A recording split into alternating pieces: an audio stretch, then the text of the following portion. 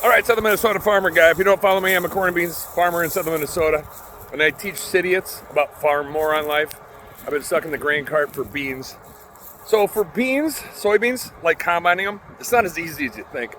The first 2 days of harvest, if you remember, if you lived in the Midwest like 10 days ago, it was foggy until noon.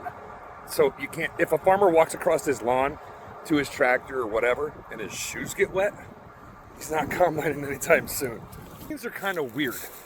They're stems, right? You cut them off, well, you can see where he's been. He cuts them off like 1.5 inches off the ground. We rolled this so he can drop the head on the ground. But these stems, when they get wet, right now, they're dry.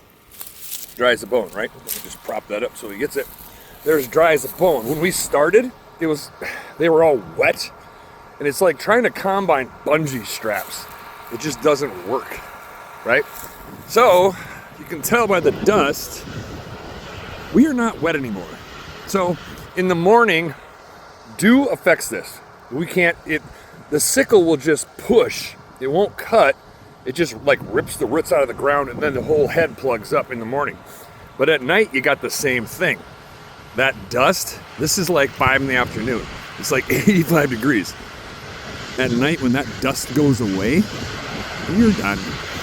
And I can usually tell from my grain cart is when he stops and that reel that's going forward on his combine, if he stops and backs up and he reverses that wheel, it usually goes this way, right? It sucks it in. But when he backs up and goes like this, that means he's trying to kick out the big old chunks.